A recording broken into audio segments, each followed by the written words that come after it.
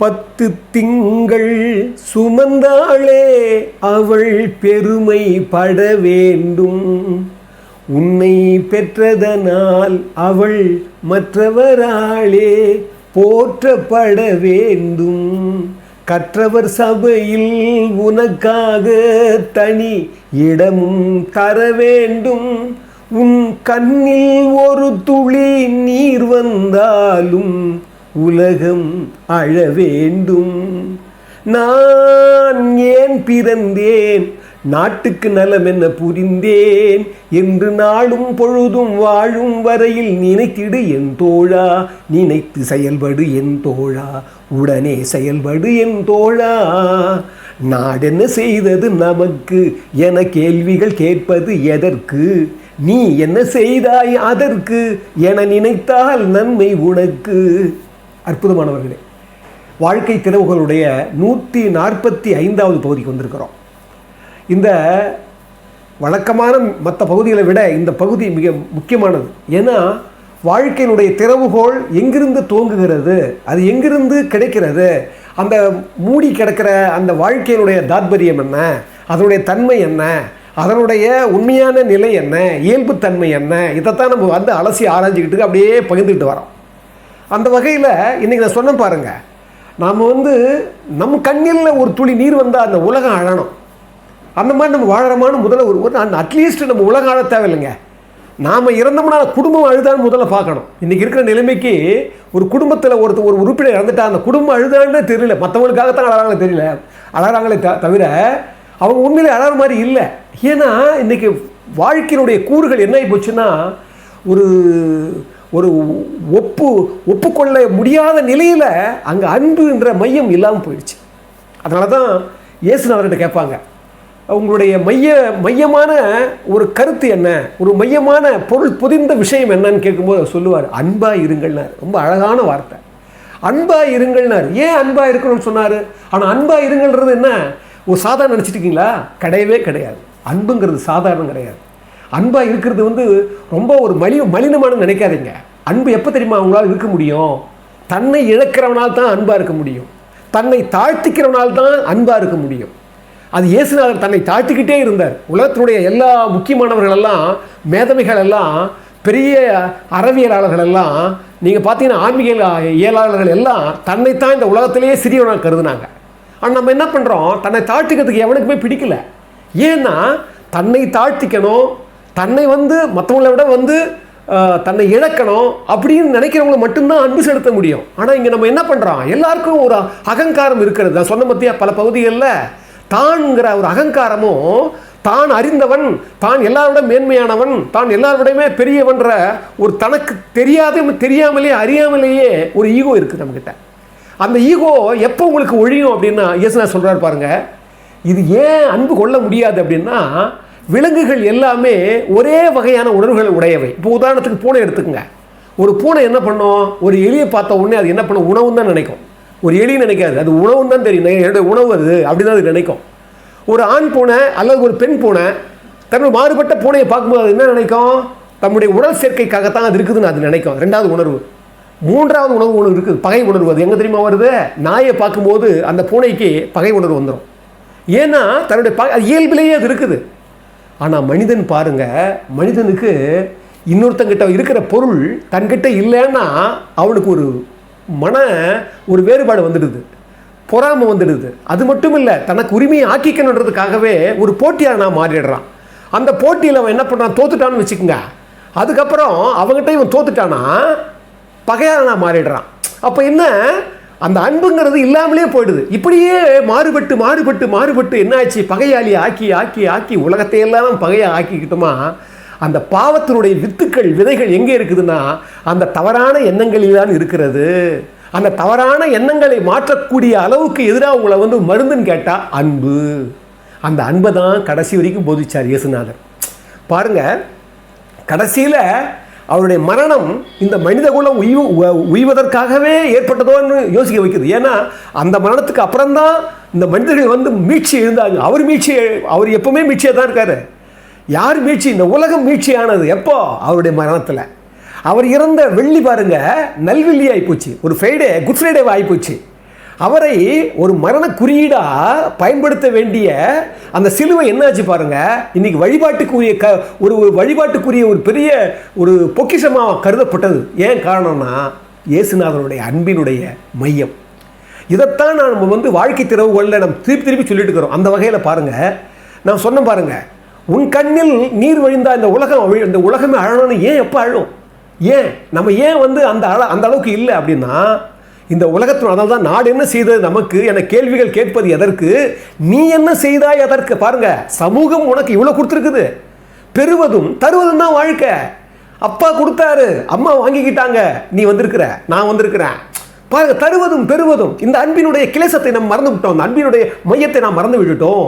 அப்போ என்ன பாருங்க, இப்போ இந்த இதுலேருந்து நம்ம எடுத்து பார்ப்போம், ஒரு கணக்கு எடுத்து பார்ப்போம். இப்போ சமீபத்தில் பிரியங்கா சோப்ரா, உங்களுக்கு கேள்விப்பட்டிருப்பீங்க. அந்த அம்மா இந்தியாவில் பாலிவுட்டில் பெரிய நடிகை.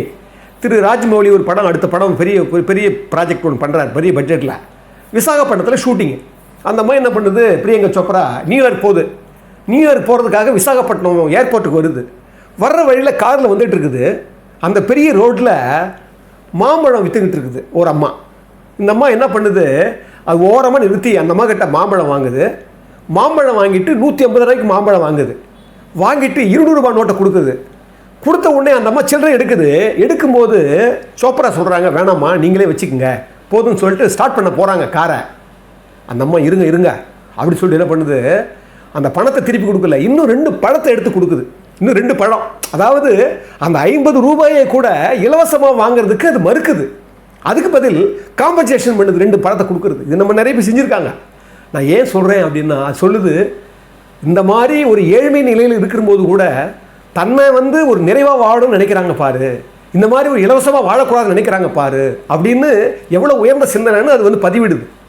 வாழ்க்கை பாருங்க, இதில் ஒரு உயர்வு பண்பு இருக்குது. ஆனால் என்ன சொல்கிறார் வள்ளுவர் தெரியுமா, இறப்பாறை இல்லாயின் ஈர்ங்கன்மா ஞாலம் மரப்பாவை சென்று வந்தற்றுன்றார். என்ன தெரியுமா அர்த்தம்?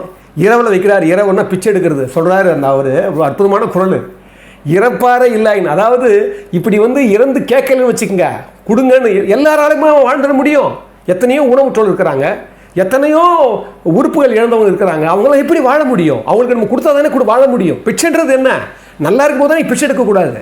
ஆனால் நம்ம இவ்வளோ கடினமாக இருக்கும்போது பிச்சை எடுக்க தப்பு இல்லை. அதனால் அவர் என்ன சொல்கிறாரு பாருங்க, அவங்கெல்லாம் இருக்கிறதால தான் கருணை சுரக்கிறது. யாருக்கு? நமக்கு.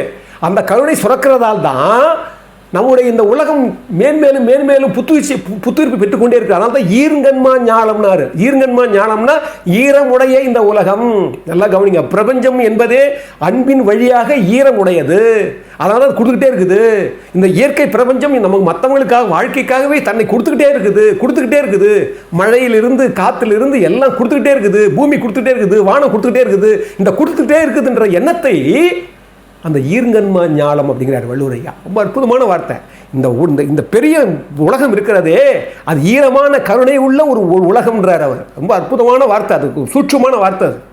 அந்த வகையில் பாருங்கள், இன்னைக்கு நான் என்ன சொல்ல பாருங்கள், இந்த கொடுக்குற விஷயத்த நம்ம இன்னும் யோசிக்கவே இல்லையே. நம்ம கொடுக்கறது விட்டுருங்க, முதல்ல நம்ம கொடுக்கணும். அன்பாக இருந்தால் தான் கொடுக்க மனசு வரும். அன்பாக இருந்தால் தான் இந்த உலகத்துக்கே கொடுக்க மனசு வரும். இதை பாருங்கள், அதனால தான் நான் திரு எம்ஜிஆரை திருப்பி ஏன் சொல்கிறேன்னா, எம்ஜிஆர் பாருங்கள், ஒரு நிகழ்ச்சியை சமீபத்தில் படித்தேன். 1978. அந்த 78ல் திரு எம்ஜிஆர் அவர்கள் சிஎம்மாக இருக்கிறாங்க. அந்த சமயத்தில் நீங்கள் கேள்விப்பட்டிருப்பீங்க, டைப்பிஸ்ட் கோபுன்னு என்னுடைய படங்கள் 92 93 நடிச்சிருக்கிறார். அவர் ஒரு சிறிய நடிகர் தான், அதாவது நாடகத்துலேருந்து வந்தவர். ஆனாலும் பாவம் ரொம்ப சின்ன ரோல் தான் அவர் கிடைக்கும். பட் அதிலே வாழ்ந்துட்டு இருக்கிறாரு. ரொம்ப எளிமையாக வருவார், பேசுவார். பாருங்கள், எம்ஜிஆர் சிஎம்மாக இருக்கிறாரு. அந்த சமயத்தில் இவர் திரு முத்துராமன், திரு ஜெய்சங்கர், திரு சிவாஜி ஐயா இவங்க படங்களெல்லாம் சின்ன ரோல் நடிக்கிறவர். அதை போலவே திரு எம்ஜிஆருடைய சிரித்து வாழ வேண்டும், உரிமை குரல், இந்த மாதிரி 4000 இது மாதிரி படம்லாம் சின்ன ரோல் நடிச்சிருக்காரு. அந்த சமயத்தில் இவர் பாருங்கள், அவருடைய மகனுக்கு ஹார்ட் ஆப்ரேஷன். பாருங்கள், நல்லா கவனிங்க. அப்போ அந்த ஆப்ரேஷனை பண்ணுறதுக்கு 15,000 ரூபாய் தேவைப்படுது. 1978 ஞாபகம் வச்சுங்க. பெரிய பணம் அந்த காலத்தில். அந்த 15,000 ரூபாய் அவருக்கு தேவைப்படுது. தனது சக நடிகர்கள், சக நண்பர்கள் எல்லோர்ட்டையும் அவர் போய் உதவி கேட்குறாரு. எல்லாராலும் செய்ய முடியல. நிறைய பேர் என்ன சொல்கிறாங்க, என்னடா பண்ணுறது கோபு, இது ஒரு விதி வழியுதுரா, என்னடா பண்ணுறது, நல்லா நீ கவலைப்படாதரா, உனக்கு கடவுள் இருக்காரா, துணை இருக்காரா, எல்லா ஆளுக்கும் கொடுக்குறாங்க. ஆனால் நிறைய பேர் உதவி செய்ய முடியலை. அந்த சமயத்தில் பார்க்குறாரு ஒரு நாடக கூட நண்பராக இருந்தவர் இப்போ நடிகராக இருக்கார். அவர்கிட்ட சொன்னாராம், இல்லைடா கோபு, நீ எப்படியாவது ஒரு ஆப்ரேஷன் முடிச்சிரு, நான் ஒரு 2 படத்துக்கு ஒரு நல்ல சான்ஸ் வாங்கி தரேன், நீ கவலைப்படாதான்னு சொல்லி ஒரு நடிகர் வந்து அவர் சொன்னாராம்.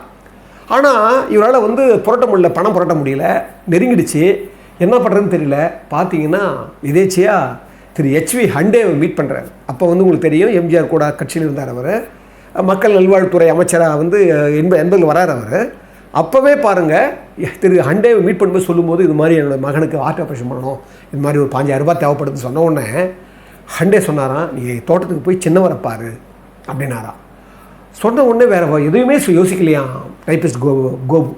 என்ன பண்ணாராம், நேராக தோட்டத்தில் போய் காத்திருந்து என்ன பண்ணாராம், எம்ஜிஆரை பார்த்துட்டாராம். எம்ஜிஆரை பார்த்த உடனே இந்த விஷயத்த சொன்னாராம், இந்த மாதிரி நிலைமைன்னு நான் பார்த்துக்கிறேன் அவ்வளோதான், ஒரே வார்த்தை, நான் பார்த்துக்கிறேன். ரொம்ப சுருக்கமாக வேகமாக சொன்னாராம், நான் பார்த்துக்கிறேன், நீ போ அப்படின்னாராம். சரிதான்ட்டு இவர் பார்த்த அன்றைக்கி மறுநாள் தான் ஆப்ரேஷனா. அதனால் திரும்ப வந்துட்டாராம். வந்து பார்த்தா மறுநாள் முழுக்க எந்த செய்தியும் வரலையா, என்ன பண்ணுறதுன்னு தெரியலையா. மறுநாள் காலையில் 7 மார்னிங் வந்து 11 மணிக்கு ஆப்ரேஷனா. இவர் என்ன பண்ணியிருக்காரு, 7 மணிக்கெல்லாம் ஹாஸ்பிட்டல் அங்கே தான் இருந்திருக்கிறார். 7 மணிக்கெல்லாம் வெயிட் பண்ணுறாரு, 8 மணிக்கு வெயிட் பண்ணுறாரு, ஒன்றுமே தகவலே இல்லை. இவர் ரொம்ப நொடிஞ்சு போயிட்டாராம். அதாவது இனிமேல் நம்ம கைவிட்டான் கடவுள்னு சொல்லிட்டு ரொம்ப வருத்தப்பட்டு இவர் இருக்கும்போது சரியாக ஒரு 8-8:30 மணிக்கு டீன் கூப்பிட்டாராம், அந்த ஹாஸ்பிட்டல் டீன்.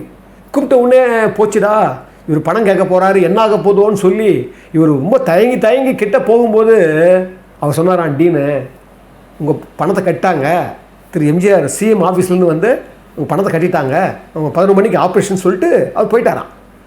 இவருக்கு திக்கு முக்காடுறாராம், எப்போ வந்தது எப்போ கட்டினாங்கன்னு தெரியவே இல்லையா அவருக்கு. பார்த்தீங்கன்னா ஒரு 9 மணிக்கு அதே ஹாஸ்பிட்டலுக்கு திரு HV ஹண்டே வந்தாராம். நேராக வந்து டீனை பார்த்துட்டு இன்ஸ்ட்ரக்ஷன்லாம் கொடுத்தாராம். கொடுத்துட்டு அந்த ஹார்ட் ஆப்ரேஷனுக்கு கொடுத்துட்டு திரும்பி வரும்போது இவர் டைப்பிஸ்ட் கோபி வெளியே நின்றுந்தாராம். வந்த ஒரு என்ன பண்ணாராம், ஹண்டே அவர் கையில் ஒரு பொட்டலை கொடுத்தாராம். ஒரு பொட்டலை கொடுத்துட்ட உடனே அது பிரித்து பார்க்குறாராம். பார்த்தா பணம் இருக்குது, 5000 ரூபா பணம் இருக்கான். உடனே சின்னவர் வந்து இங்கே வந்து ஹாஸ்பிட்டலில் கட்டாங்க பணம் அப்படின்னாரான் டைப்பிஸ்ட் கோபு. இல்லை அது கட்டிட்டாங்க, இது வந்து இதர செலவுக்கு சின்னவர் கொடுத்தமிச்சார் உங்களுக்கு, என்ன நீங்கள் வந்து ஆப்ரேஷன் சக்ஸஸாக முடிஞ்சிடும், எல்லா இன்ஜெக்ஷன் நான் கொடுத்துட்டேன், முடிச்சு இதர செலவுக்கு நீங்கள் வச்சுக்கோங்க, என்ன எல்லாம் பார்த்துக்கலாம்னு சொல்லிட்டு என்ன பண்ணாராம், ஆறுதல் கொடுத்துட்டு அந்த பணத்தை கொடுத்துட்டு HV ஹண்டே போயிட்டாராம். அவர் சொல்கிறார் டைப்பிஸ்ட் கோபு, அவர் சொல்லியிருக்காரு அதில் பாருங்கள், ஏதாவது ஒரு உதவின்னு சொன்னால் வெறும் ஆப்ரேஷன் மட்டும் பணம் கொடுக்கல, ஆப்ரேஷன் பண்ணால் பின்னால் இதர என்ன பண்ணுவாங்கன்றதுக்காக அந்த உதவியை நான் சொன்ன பாருங்கள். முதல்ல நான் நம்ம இன்னைக்கு எம்ஜிஆர்னு சொன்னால் எல்லாம் அழுகுறாங்க அப்படின்னா, ஏன் அந்த கருணை எங்கிருந்து வந்தது, அந்த அன்பிலிருந்து வந்தது.